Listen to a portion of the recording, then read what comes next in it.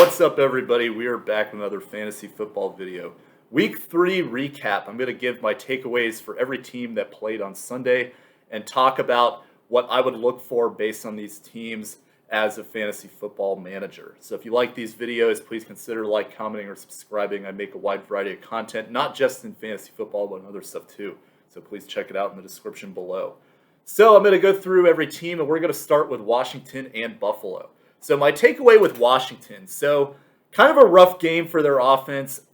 There was a narrative that this is going to be Terry McLaurin's offense and he's going to be the focal point in week 2. Didn't necessarily happen this week. Antonio Gibson did look a little bit better, so that was encouraging for owners of him. But basically my takeaway is that week 4 against Atlanta, this is going to be a great gauge for how this offense could do at its best. Atlanta is a team that does not have a great defense, played a little bit better against the Giants.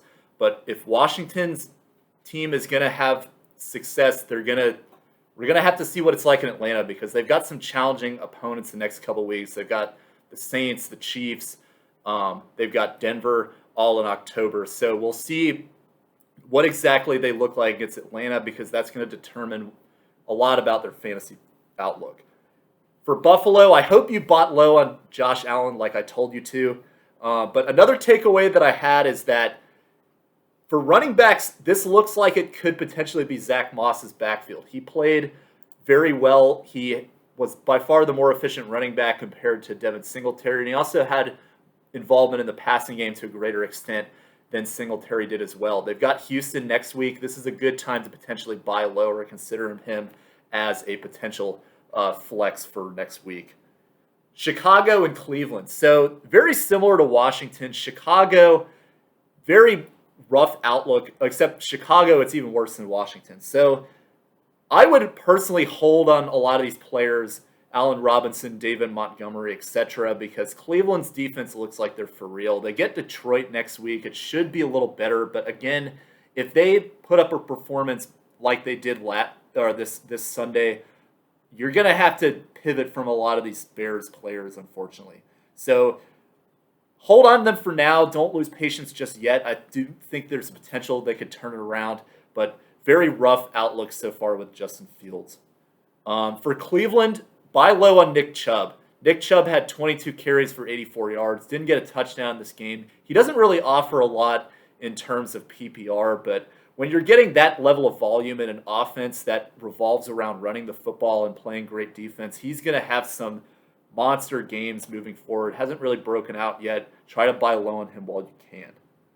For Baltimore, another potential buy low candidate to consider is Tyson Williams. I know Tyson Williams played poorly and inexplicably didn't seem to play as much. I was very surprised about that personally. But this is a good opportunity to try to buy low because he is the most efficient of those running backs. I do think that this game was a little bit out of sync for how the Ravens played. They didn't necessarily put up their best performance. There's potential matchups moving forward where they could have more of a lead, could rely more on the running game. So Tyson Williams may be a good buy low candidate to consider. I like him, especially compared to the other running backs like Latavius Murray and Devonta Freeman. For Detroit, Khalif Raymond stood out in this game. He had 6 receptions for, I believe, 68 yards and had 10 targets. But Khalif Raymond did not play well in the first 2 weeks. So I personally think this game is a fluke. He could be a deep league stream option that some people are picking up, but I just personally do not see this replicating. The receiving core outlook for this team looks pretty bleak. Quintez Cephas didn't step up, so not super confident in any of these receivers right now. Arizona, Jacksonville. So my takeaway with Arizona, wide receivers are going to be unpredictable on this team. First week it was Christian Kirk who went off. Then it was Rondale Moore. And I warned about the potential of a Rondale Moore let down in week 3. And sure enough, that happened. And it was A.J. Green and Christian Kirk back up. Hopkins had a down game, but I think that's because he's nursing an injury. I think Hopkins is going to be the consistent option on this team, but the rest of the receivers are going to be a dart throw. And I think you want to try to see what you can get value-wise in terms of flipping these players for more consistent guys that'll give you better value, one of which I'm going to talk about in a bit on this video. Jacksonville. So good buy low candidate to consider is James Robinson. James Robinson, much more involved in the passing game than we saw in previous weeks, which helped his numbers if you're in a PPR format. But then also, he's gaining more touches in the backfield relative to Carlos Hyde. He's outperforming him. He's going to get more involvement. And they have a relatively favorable schedule coming up where they play Tennessee, Miami, Seattle, and Cincinnati over the next 4 weeks. All teams that are relatively beatable on the ground. So something to consider moving forward. The Chargers and the Chiefs. So my takeaway with the Chargers is that Mike Williams has become a must-start player. He's been plagued by inconsistency in the past, but now that Justin Herbert is there, Justin Herbert has shown that this guy is somebody that he has rapport with. They can rely on him on deep throws. They can rely on him in the red zone. He's a guy that is going to get a lot of opportunity, and he's shown that over the first few weeks performing as a top 5 wide receiver. So started without hesitation. I think he's going to have a great outlook for the rest of the season. For Kansas City, so I have an improved outlook on Clyde Edwards-Helaire than I did the previous week. A lot of people are concerned with him, but he did play a lot better this week. And Kansas City, again, they're still favoring the majority of the touches to Clyde Edwards-Helaire. This is an explosive offense. They're going to have some opportunities for him. When they get ahead, they can hand it off to him. He can maybe get some late-game touchdowns. So improved outlook on Clyde Edwards-Helaire. It might be a little too late to try to buy low on him after the Week 3 performance, but see what you can do to get him.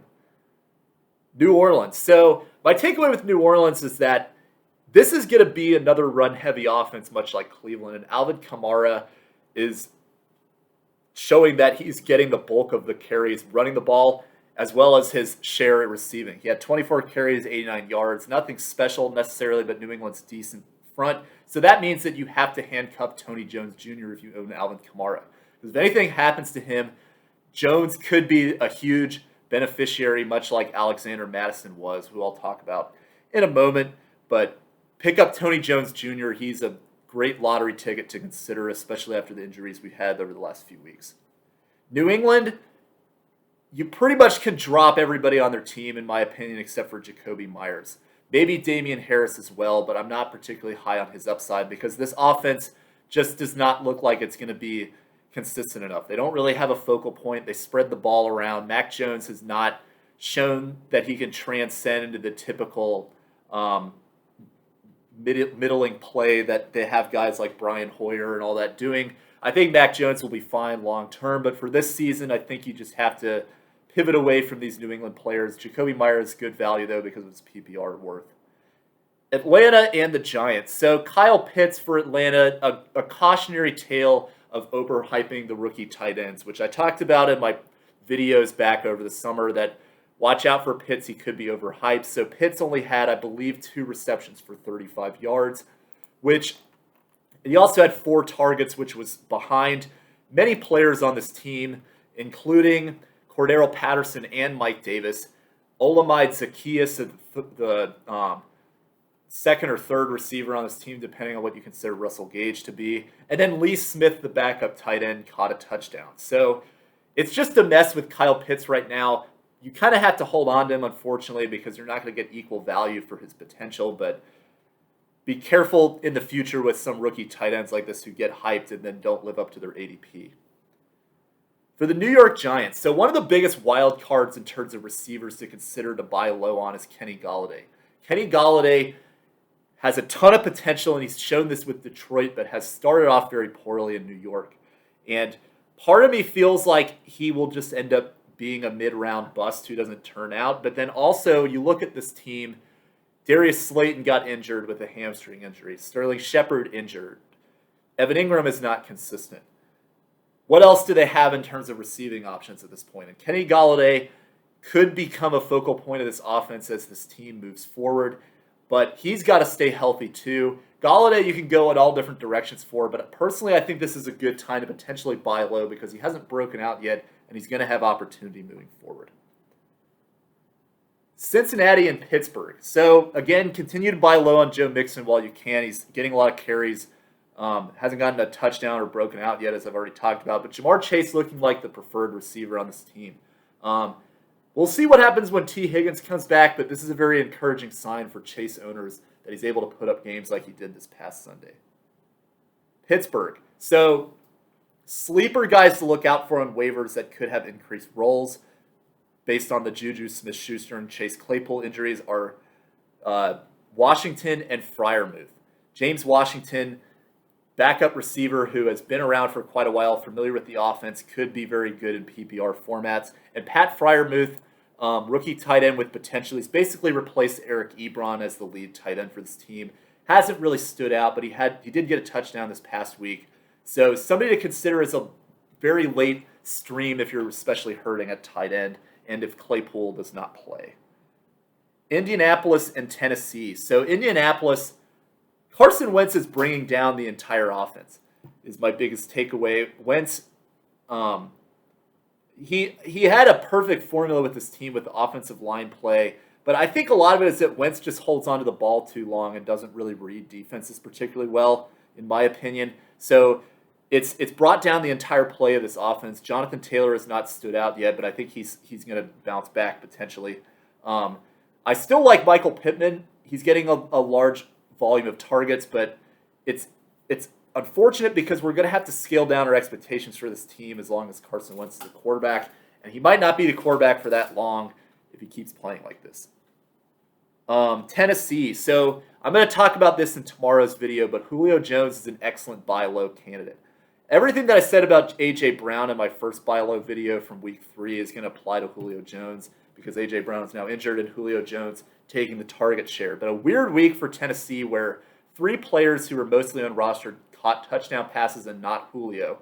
I think that will change moving forward with great matchups against the Jets and the Jaguars in consecutive weeks. New York Jets. We moved to the afternoon games. Jets are just, it's like a black hole offense. There's almost nothing that good that comes out of this offense. Zach Wilson is playing horrible. The offensive line is playing horrible. The running backs don't do anything. The receivers do not stand out. Honestly, for me personally, I would drop every single player from this team except for Michael Carter if I owned Jets players because they just do not have any offensive rhythm at all. I don't see it improving, even though they faced some good defenses at the beginning of the season. They're worth monitoring as the season goes along, so maybe you keep an eye on somebody like Corey Davis, but for now, if you're hurting for roster spots, I don't think you really have to hold on to any Jets. Michael Carter I would consider holding on to, though, because of his value as a running back and the scarcity of those players. Denver. So, not a lot of takeaways on this team. I think the offense we didn't really see in its full capacity because they were blowing the Jets out. But Brandon McManus is a good kicker to consider as a stream option.